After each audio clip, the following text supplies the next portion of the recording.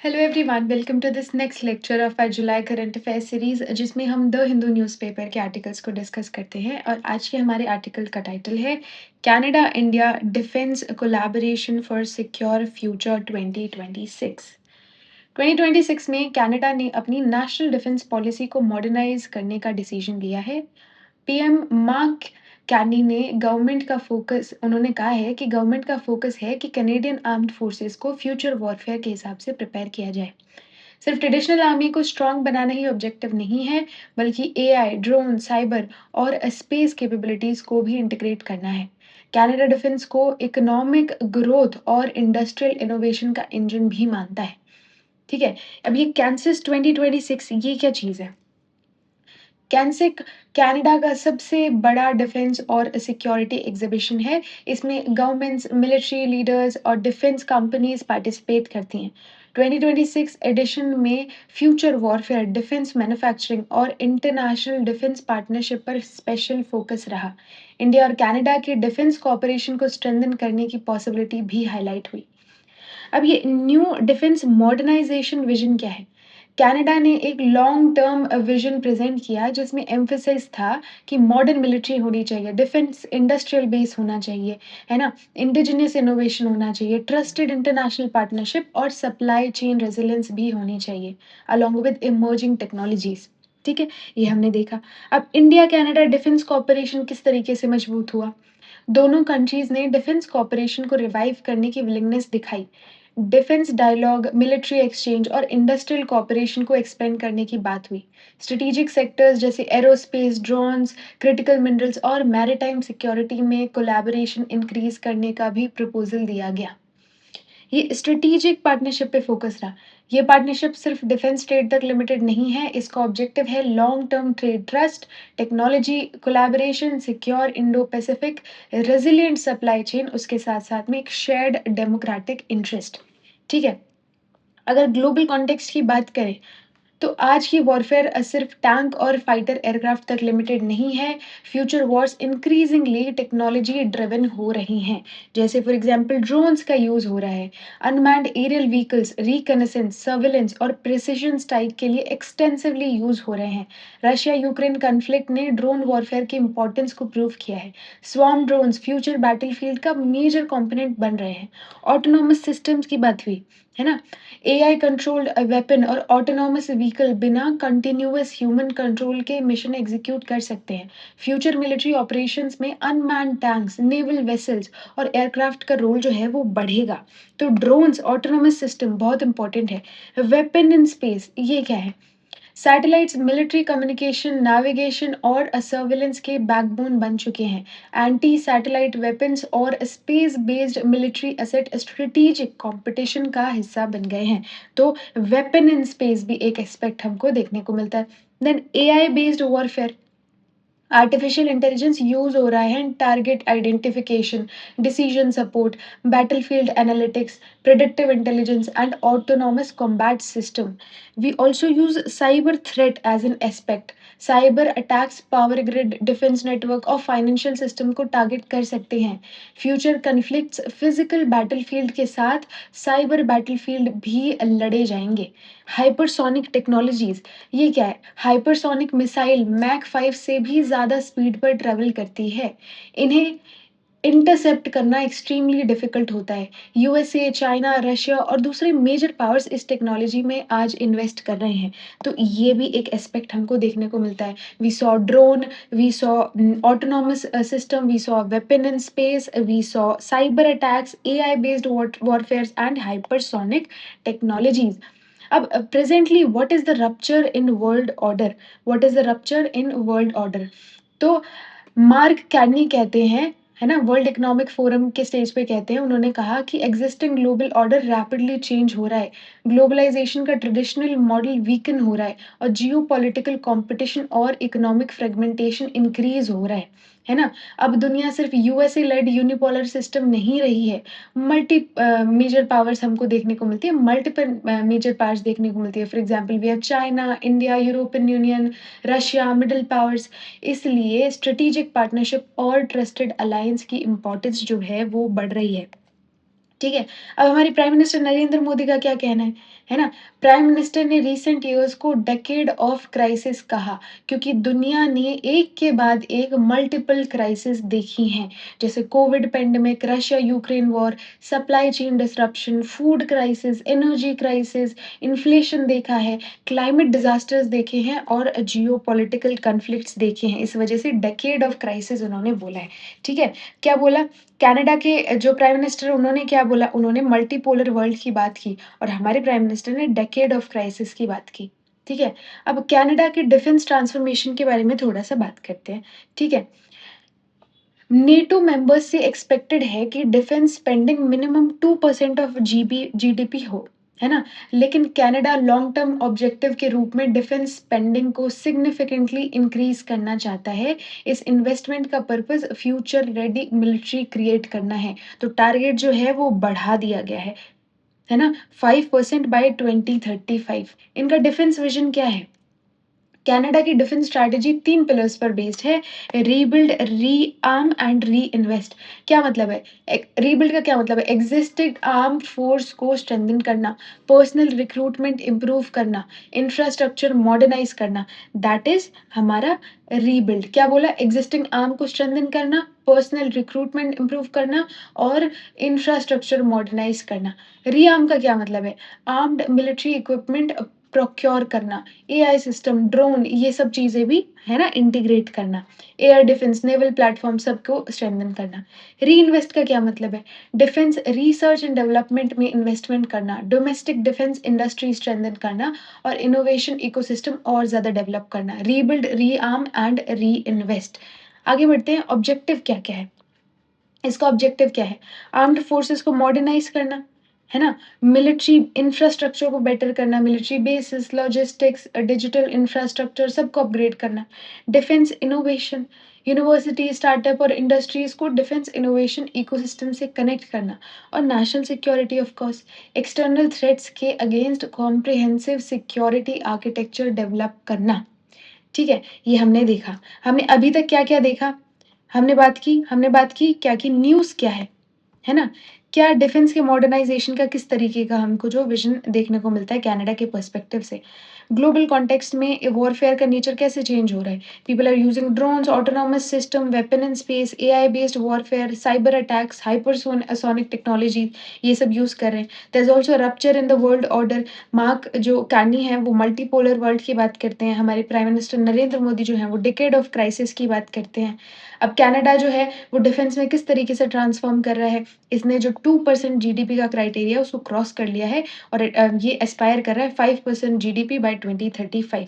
Defence vision 3 pillars पे dependent है, rebuild, rearm and reinvest. Objective क्या है?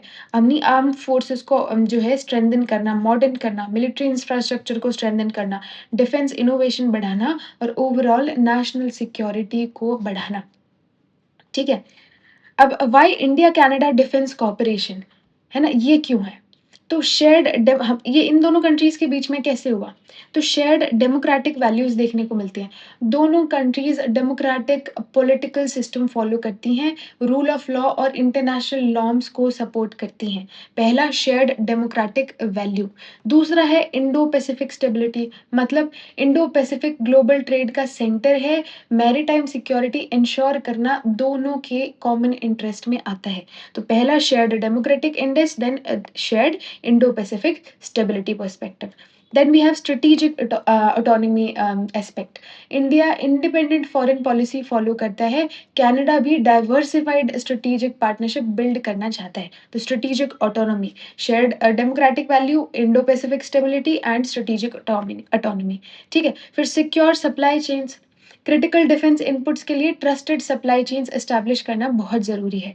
क्रिटिकल मिनरल्स, मतलब मॉडर्न डिफेंस सिस्टम के लिए रेयर मिनरल बहुत एसेंशियल हैं। About emerging technologies, AI, drone, cyber और स्पेस टेक्नोलॉजीज़ में जॉइंट इनोवेशन पॉसिबल है। ठीक है? डिफेंस मैन्युफैक्चरिंग, इंडिया की मैन्युफैक्चरिंग कैपेसिटी और कनाडा की एडवांस टेक्नोलॉजी एक दूसरे को कॉम्प्लीमेंट कर सकती हैं। क्या-क्या जो है रीज़न है? Shared democratic value, Indo Pacific stability, उसके साथ-साथ में strategic autonomy, secure supply chains, critical minerals, emerging technologies and defence manufacturing. ठीक है? अब बायलैटरल डिफेंस एंगेजमेंट किस तरीके का होता है ना? फर्स्ट ओटावा, इंडिया का डिफेंस एडवाइजर कनाडा में डिफेंस कोऑर्डिनेशन मेंटेन करता है और दिल्ली में कनाडा का डिफेंस एडवाइजर इंडिया के साथ मिलिट्री कोऑपरेशन कोऑर्डिनेट करता है। डिफेंस डायलॉग्स देखने को मिलते हैं हमको दोनों कंट्रीज के बीच में।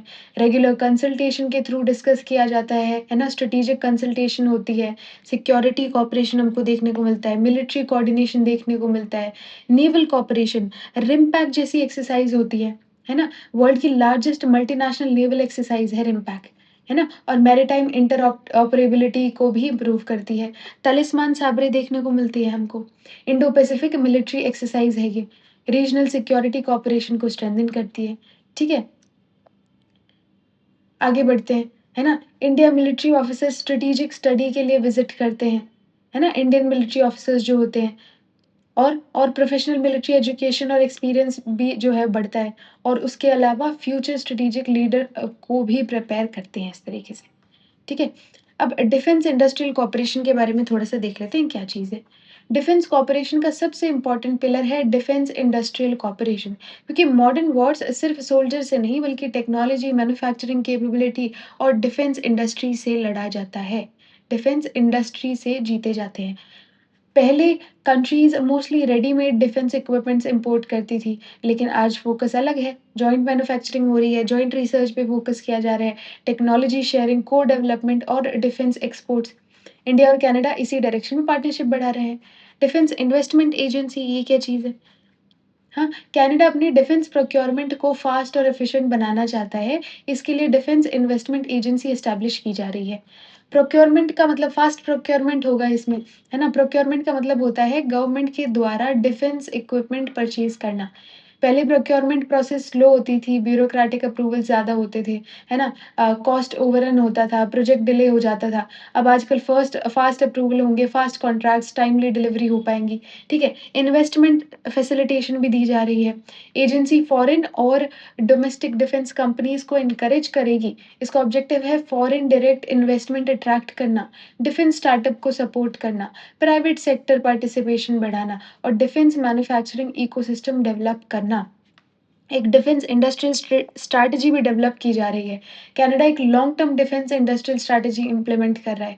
इस स्ट्रैटेजी का ऑब्जेक्टिव सिर्फ वेपन बनाना नहीं है, टू इसका पर्पस है to secure industrial ecosystem, trusted partnership, resilient production and technological leadership. अपनी जो सप्लाई चेन है उसको डाइवर्सिफाई करना चाहता है ना? सिंगल कंट्री डिपेंडेंस को कम करना चाहता है और ट्रस्टेड पार्टनर्स ढूँढना चाहता है ना? और फिर सिर्फ इक्विपमेंट इंपोर्ट करना नहीं चाहता, joint production, local manufacturing, export capability बढ़ाना और इंडिजिनियस डिफेंस इकोसिस्टम बनाना चाहता है।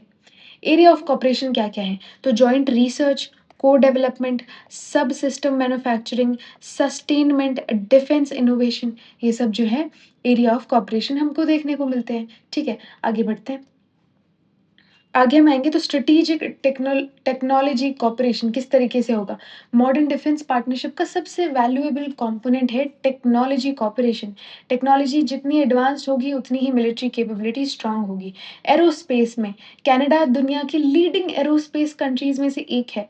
फुल स्पेक्ट्रम एरोस्पेस का मतलब है कि कनाडा एरोस्पेस सेक्टर के ऑलमोस्ट हर स्टेज में कैपेबल है। एयरक्राफ्ट डिज़ाइन से लेके फ्लाइट सिस्टम से लेके एयरक्राफ्ट मेंटेनेंस तक सब में, ठीक है? अब इंडिया जो है वो third third largest aviation market हमको देखने को मिलता है। इंडियन जो सिविल एविएशन है वो फास्टेस्ट ग्रोइंग मार्केट में से एक है क्योंकि इंक्रीजिंग मिडल क्लास है हमारे यहाँ पे, राइजिंग एयर ट्रैवल डिमांड्स है, उड़ान स्कीम है, एयरपोर्ट का एक्सपेंशन हो रहा है हमारे यहाँ पे और एविएशन मैन्युफैक्चरिंग इकोसिस्टम बन रहा है हमारे यहाँ पे, ठीक है? इंडिया जो है थर्ड लार्जेस्ट एविएशन मार्केट है और डिफेंस एविएशन भी रैपिडली एक्सपैंड हो रहा है। तो पहला full spectrum aerospace, India is the third largest aviation market. Complementary strength एक दूसरे के बन सकते हैं। कॉम्प्लीमेंट्री का मतलब है दोनों कंट्रीज़ की स्ट्रेंथ एक दूसरे को कंप्लीट करती हैं। कनाडा प्रोवाइड करता है advance technology, aerospace innovation, research and development capability, whereas India provide करता है skilled manpower, large manufacturing base, cost effective production और ह्यूज मार्केट। इसलिए पार्टनरशिप म्यूचुअली बेनिफिशियल है।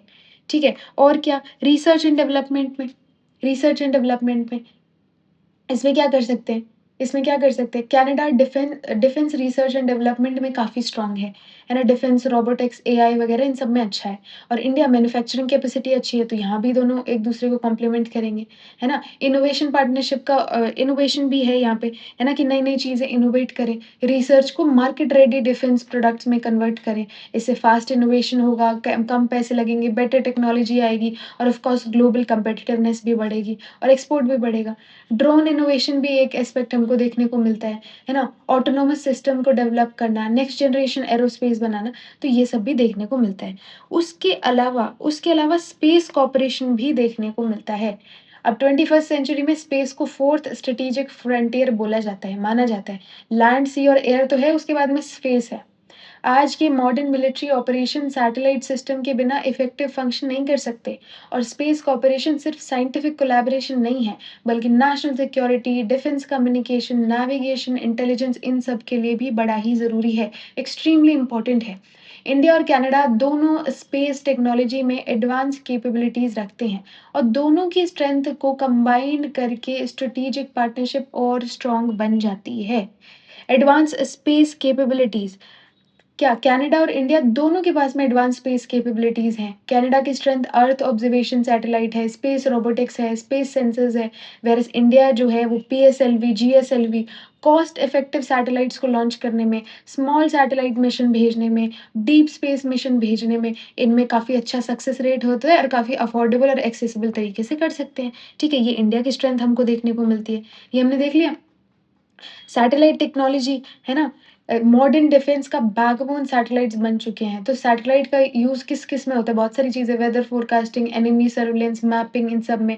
अगर सैटेलाइट अनअवेलेबल हो जाएँ तो मिलिट्री ऑपरेशन सिग्निफिकेंटली अफेक्ट हो जाते हैं। इसलिए सैटेलाइट को फोर्स मल्टीप्लायर भी कहा जाता है। स्पेस रोबोटिक्स में भी जो है कोलैबोरेट कर रहे हैं। लो कॉस्ट स्पेस प्लेटफ़ॉर्म ये भी बनाने में, जो अफोर्डेबल स्पेस टेक्नोलॉजी बनाने में भी कोलैबोरेट कर रहे हैं और इसमें तो इंडिया काफ़ी अच्छा है। Low cost space platform. अब ये RADARSAT ये क्या लिखा हुआ है ना? ये कनाडा का एडवांस अर्थ ऑब्जर्वेशन सैटेलाइट है, सिस्टम है ना? ये synthetic aperture radar technology use करता है ना? सिंथेटिक अपर्चर रडार क्या होता है? क्लाउड्स के थ्रू भी ऑब्जर्व कर पाए, नाइट टाइम भी इमेजिंग कर पाए और वेदर इंडिपेंडेंट मॉनिटरिंग कर सकता है, ठीक है? ये ऑप्टिकल सैटेलाइट से ज़्यादा रिलायबल होता है और डिफिकल्ट वेदर कंडीशन में काम करता है। मैरीटाइम सर्विलेंस में भी काम करता है, कोस्टल मॉनिटरिंग भी कर सकता है, disaster management, naval operation and border security में भी हेल्प कर सकता है, ठीक है? सिविलियन स्पेस कॉर्पोरेशन भी हमको देखने को मिलेगा। क्या मिलेगा? सिविलियन स्पेस कॉर्पोरेशन भी देखने को मिलेगा, ठीक है? इसका क्या एप्लीकेशन हो सकता है? Agricultural monitoring, climate research, urban planning, fisheries, weather forecasting, इन सब में देखने को मिलता है। क्रिटिकल मिनरल में भी पार्टनरशिप देखने को मिलेगी, है ना? 21st सेंचुरी का के कई experts critical mineral 21st century को कई एक्सपर्ट्स क्रिटिकल मिनरल एरा भी बोलते हैं। जैसे 20th सेंचुरी में ऑयल स्ट्रेटेजिक रिसोर्स था, आज क्रिटिकल मिनरल को भी बोला जाता है ना? क्रिटिकल मिनरल मॉडर्न इकोनॉमी और डिफेंस मैन्युफैक्चरिंग के बैकबोन माना जा रहा है। डिफेंस टेक्नोलॉजी में यूज़ होता है, missile, semiconductor, EV, AI system, space technology, सब में यूज़ होता है ना? सब में हमको क्रिटिकल मिनरल की ज़रूरत पड़ती है। अब कनाडा की स्ट्रेंथ क्या है? कनाडा दुनिया के मोस्ट रिसोर्स रिच कंट्री में से एक है। इसके पास 31 ऑफिशियली आइडेंटिफाइड क्रिटिकल मिनरल्स हैं। ये कनाडा को ग्लोबल स्ट्रेटेजिक सप्लायर बनाता है ना? कनाडा के पास में कोबाल्ट है, एयरक्राफ्ट इंजन, बैटरीज़ इन सब में यूज़ होता है। कनाडा के पास में हीलियम है, हीलियम क्रायोजेनिक स्पेस लॉन्चेज़, एमआरआई इन सब में यूज़ होता है। हमने कुछ टाइम पहले हीलियम को लेके एक आर्टिकल भी किया था, है ना? कि एमआरआई, सीटी स्कैन इन सब में ज़रूरत पड़ती है। सेमीकंडक्टर्स में ज़रूरत पड़ती है, मिसाइल टेस्टिंग में ज़रूरत पड़ती है ना? लिथियम लिथियम देखने को मिलता है, इलेक्ट्रिकल व्हीकल्स, यूएवीज़ वगैरह में यूज़ होता है। It also has nickel, it also has uranium, है ना? यूरेनियम भी है और टंगस्टन भी है। आर्मर पियर्सिंग एम्युनिशंस में काम आता है, हाई स्पीड कटिंग टूल्स बनाने में काम आता है। रेयर अर्थ एलिमेंट का यूज़ मिसाइल गाइडेंस, ऑलमोस्ट सब चीज़ों में, डिफेंस वगैरह स्पेस में सब में यूज़ होता है, ये भी देखने को मिलता है। अब कनाडा की ग्लोबल मिनरल पोज़ीशन उसको ट्रस्टेड सप्लायर बनाती है। 10 largest rare earth reserves Canada में देखने को मिलते हैं, है ना? कनाडा के पास globally significant rare earth reserve हैं और ये फ्यूचर सप्लाई डाइवर्सिफिकेशन में इम्पोर्टेंट रोल प्ले कर सकता है, ठीक है? और इसके अलावा रिकर्व third largest recoverable uranium resources, मतलब इकोनॉमिकली एक्सट्रैक्ट किए जा सकने वाले यूरेनियम डिपॉजिट्स देखने को मिलते हैं, और ये लॉन्ग टर्म एनर्जी सिक्योरिटी के लिए बहुत इंपॉर्टेंट है। Second largest uranium producer and exporter है, और 5% ग्लोबल टंगस्टन रिजर्व हमको इसके पास में देखने को मिलते हैं। अब इंडिया और कनाडा के बीच में MOU, memorandum of understanding, sign हुआ 2026 में। दोनों कंट्रीज ने क्रिटिकल मिनरल कॉपरेशन को स्ट्रेंथन करने के लिए एमओयू साइन किया। ऑब्जेक्टिव था कि रिसोर्सेज एक्सट्रैक्शन से लेकर फाइनल मैन्युफैक्चरिंग तक पूरी वैल्यू चेन को डेवलप किया जाएगा। हर स्टेज को स्ट्रेंथन करना जो है स्ट्रेटेजिक ऑब्जेक्टिव इसका था। प्रोसेसिंग, रिफाइनिंग, है ना, उससे पहले ट्रस्टेड सप्लाई चेन डेवलप करना, मैन्युफैक्चरिंग, ये सब इनका जो है गोल था। अब इंडो पैसिफिक सिग्निफिकेंस की बात करते हैं। इंडो पैसिफिक आज की ग्लोबल जियोपॉलिटिक्स का सबसे इम्पोर्टेंट स्ट्रेटेजिक रीजन बन चुका है। ये रीजन इंडियन ओशियन और पैसिफिक रीजन को कनेक्ट करता है, और दुनिया के सबसे इम्पोर्टेंट ट्रेड रूट्स इसी रीजन से गुजरते हैं। ग्लोबल ट्रेड का अप्रॉक्सीमेटली 60% और ग्लोबल मैरीटाइम ट्रेड का मेजर शेयर इंडो पैसिफिक के पास से निकलता है। और इसी वजह से India, Canada, USA, Japan, Australia और यूरोप, ये सारी कंट्रीज जो हैं वो इंडो पैसिफिक को स्ट्रेटेजिक प्रायोरिटी दे रही हैं। इंडिया और कनाडा की डिफेंस पार्टनरशिप भी इंडो पैसिफिक सिक्योरिटी आर्किटेक्चर को स्ट्रेंथन करती है। एक ऑब्जेक्टिव हमने वहां भी देखा था, है ना। इसमें इंडो पैसिफिक में मैरीटाइम सिक्योरिटी का को इंश्योर किया जाएगा, है ना। समुद्री क्षेत्रों को हर तरह से सिक्योरिटी थ्रेट से प्रोटेक्ट करेगा। पायरेसी, मैरीटाइम टेररिज्म हो, ड्रग ट्रैफिकिंग हो या ह्यूमन ट्रैफिकिंग हो, आर्म्स स्मगलिंग हो या कोई नेवल एग्रेशन हो, सब में काम आएगा। ठीक है, रूल बेस्ड इंटरनेशनल ऑर्डर चाहती हैं दोनों कंट्रीज। फ्रीडम ऑफ नेविगेशन हो, सिक्योर सी लेन्स बने, और रीजनल स्टेबिलिटी भी जो है मेंटेन हो। ये जो है ऑब्जेक्टिव देखने को मिलते हैं। लेकिन अब कुछ इसके चलते कुछ चैलेंजेस भी हैं, है ना। क्या चैलेंजेस है? अब हर स्ट्रेटेजिक पार्टनरशिप के सामने कुछ प्रैक्टिकल चैलेंजेस भी होते हैं, और इंडिया और कनाडा के रिलेशन में भी कुछ इश्यूज हैं जिन्हें एड्रेस करना बहुत ज़रूरी है। First is a political difference. Political leadership change होने से फॉरेन पॉलिसी प्रायोरिटीज भी चेंज हो सकती हैं। कभी-कभी डोमेस्टिक पॉलिटिक्स बायलैटरल रिलेशन को इन्फ्लुएंस करती है। पॉलिटिकल डिसएग्रीमेंट्स जो है वो डिफेंस कॉपरेशन की स्पीड को अफेक्ट कर सकते हैं। डिप्लोमेटिक ट्रस्ट डेफिसिट भी देखने को मिलता है। ट्रस्ट किसी भी स्ट्रेटेजिक पार्टनरशिप की फाउंडेशन होती है। पिछले कुछ सालों में इंडिया और कनाडा के डिप्लोमेटिक रिलेशन में काफ़ी टेंशन देखने को मिली है। इस वजह से हाई लेवल विजिट्स कम हुए, डायलॉग जो है वो स्लो हुआ, स्ट्रेटेजिक कॉन्फिडेंस इम्पैक्ट हुआ। ठीक है, डिफरेंट स्ट्रेटेजिक प्रायोरिटीज देखने को मिलती हैं। इंडिया और कनाडा के सिक्योरिटी कंसर्न्स कंप्लीटली आइडेंटिकल नहीं है। इंडिया की प्रायोरिटी है border security, China challenge, Pakistan sponsored terrorism, Indian Ocean security और self reliant defence manufacturing. Whereas Canada की प्रायोरिटीज हैं NATO commitments, Arctic security, North American defence और Indo Pacific engagement along with cyber security. तो different priorities होने के बावजूद common interest identify किया जा सके, ये हमको काम करना चाहिए। About the China factor if we discuss, China Indo Pacific geopolitics का मेजर फैक्टर है। Issues include South China Sea dispute, Taiwan Strait tension, critical mineral dominance, rare earth processes monopoly, and expanding military influence. India और Canada दोनों China के context में अपनी policies carefully balance करते हैं, लेकिन दोनों की अप्रोच हर इशू पर सेम नहीं होती, है ना। ये इस पे ध्यान देना थोड़ा ज़रूरी है। Export control restriction, what is this? Advance defence technology पर स्ट्रिक्ट एक्सपोर्ट रेगुलेशंस होते हैं।